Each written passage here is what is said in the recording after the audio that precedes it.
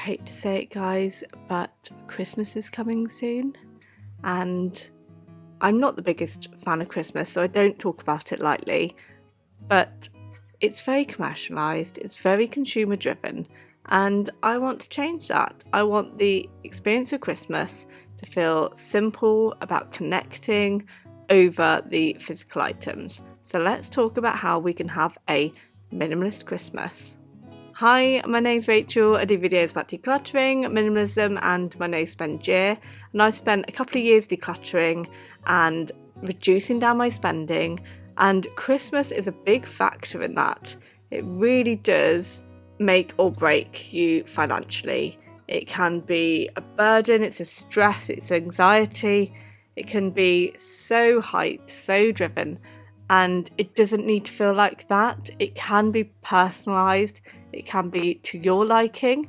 We don't have to match those expectations that are put on us from commercials, from society, from Christmas films. It can be what we want it to be. So let's strip it back and think about Christmas in itself and how we can simplify it so it can be more minimalist, more freeing, more experience based.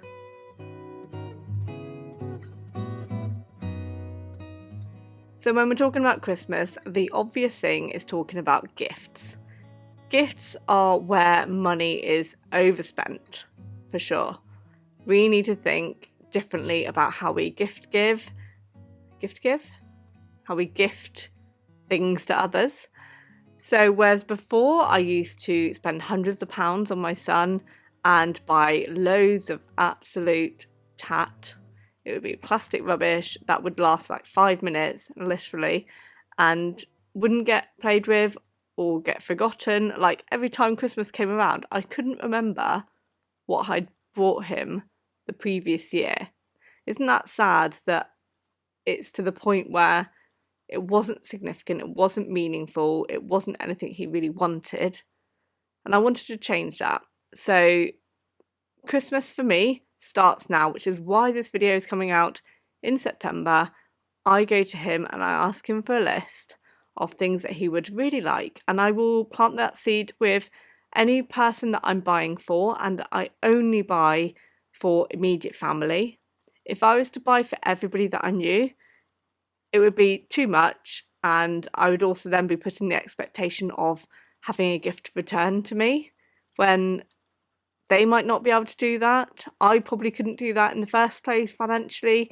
So why are we putting that burden on each other? So I'm really clear as to who I'm buying gifts for. So I will message them. I'll say, I would like to buy you a gift for Christmas. I'd love to get you something that you really want or have really thought about this year. What would you like? Would you like an experience? Would you like a meal out together, which I will pay for? Or would you like perfume, a particular thing?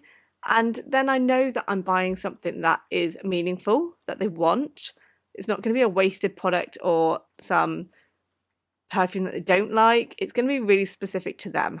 And they will know that I'm buying a certain amount as well. So the pressure has not been hyped up that I'm buying something really elaborate. I probably give them a bit of a budget. If I say that's too much, then I would let them know and I'd bring it down to a budget that's kind of reasonable. And the same goes back. Like I'd say, well, I would really like this or this, and give them that flexibility, that choice, so that I'm still able to receive something if I would like to, but it's something that I would love and that I will use and it won't be wasted. So that's kind of where I start with Christmas. And I also try and put more of an emphasis on experiences around Christmas time than the actual gift on Christmas. So there will be a budget for gifts, but I'll also have a separate budget that is just for experiences. Like there's a local place that does particular Christmas lights, and I go with a couple of friends and we just have a really nice experience together where we take our kids, we look at the Christmas lights. I know they're the same every year, but it is just a nice thing to do together. And we'll get a hot chocolate together and we just have a little wander, a little catch up, and that's kind of our designated Christmas catch up time. It might be that you arrange with certain family that actually, rather than giving gifts, you're just going to go to a pantomime together and enjoy that experience together, rather than having to do gifts as well. So it could be that you can do experiences, or you might pay for some nieces and nephews to come with you to the panto so that the parents don't have to pay, and that is your gift to them, is that experience of time together. So think about how you can make gifts really personal to the person you're giving them to. If you're enjoying this video so far, don't forget to give it a thumbs up and press like and subscribe if you want to see more videos like this. And I will be uploading videos about decluttering, minimalism and my no spend year. If you like, comment and share, it really does help it to be seen so that others can enjoy it as well. I mean, who's gonna want Christmas in September? I don't know. We'll see. We'll see.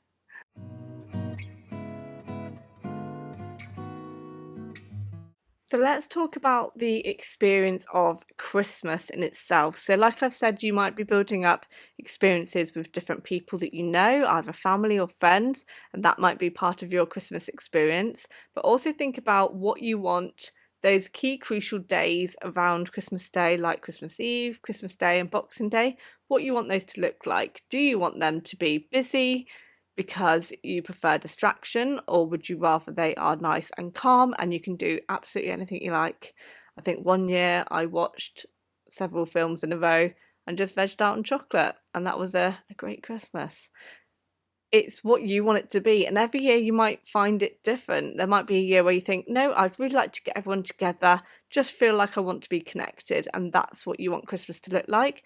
You can now start planting those seeds about where it's going to be, how you're going to do it collaboratively. You can do a bring and share where certain people bring certain items, some people bring main items, some people bring desserts, some people do drinks, some people do snacks, so that you're not putting the burden on one person. It's all a very joint effort other than just the building you're hosting it in.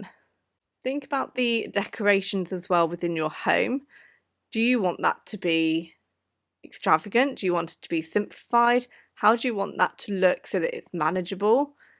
Everybody has a different preference on when they put decorations up and when they put them down. I tend to put them up at the beginning of December. I don't mind having them up for that lead up. It helps me get a little bit more excited about Christmas as being not a fan. But I do keep it quite simple decorations wise. I have like some bits that go here. I always get a real tree because I like the smell, the scent. That is really appealing for me. I have the same decorations that I put on the tree. It's the same core items. I don't have a theme. So having different colour themes can make it complicated. You've got more to store. You've got more to think about when you're putting it up. If you keep it really simplified and it's the same simple things. So one of the experience things that me and my son do is we always buy like one new decoration a year. And so we're just building on what we have already rather than adding new items to our decor. And we only keep it to downstairs. It's very simple. We'll have a couple of hanging bits up by the curtains, but it's very much a simplified bit of tinsel and some fairy lights. I quite like the low lighting as well. So think about what you want that to look like, because that's really easy to put up, only takes a little while, and it's actually really quick to put down.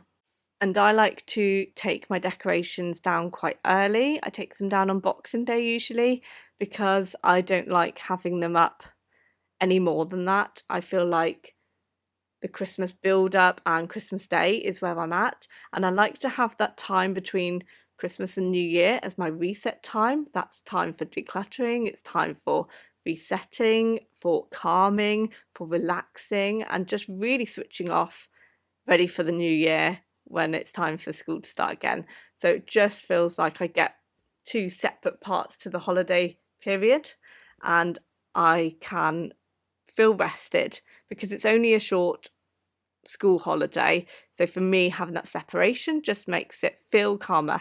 I've then scheduled in essentially rest, mindfulness, and just reset time, which is really valuable. I don't think we put enough time into that. So that helps to be grateful, helps to be thankful for the things that we do have. And it also gives you that time for reflection of the year and thinking about what you want to do moving forward for the next year, and start thinking about goals and where you want your mindset to go. So think about how you want that next period of your life to look.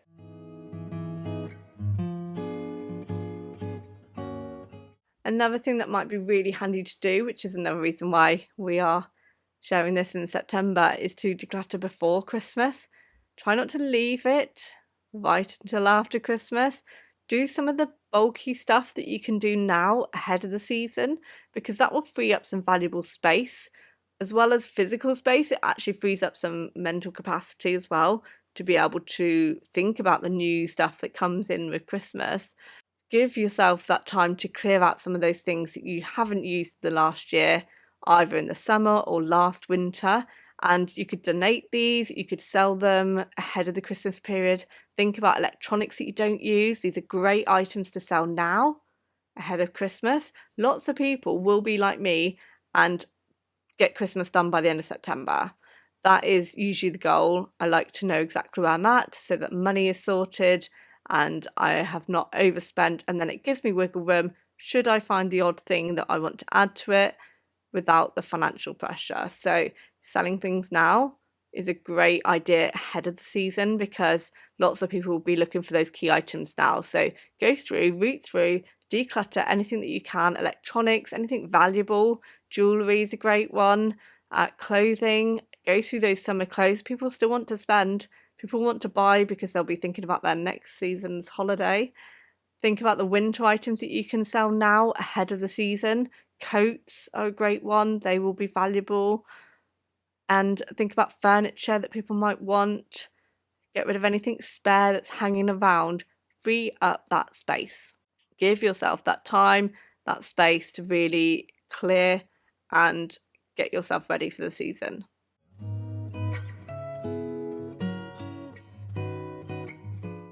Mindset is a great one to be thinking about over Christmas, and thinking about how you are appreciative of the things you already have. And doing that decluttering will help you. That will help you reassess your mindset on appreciating the things you've had, things you're letting go of, the things that you're looking forward to welcoming into your home. And it will help you be a bit more mindful about what things you really do want.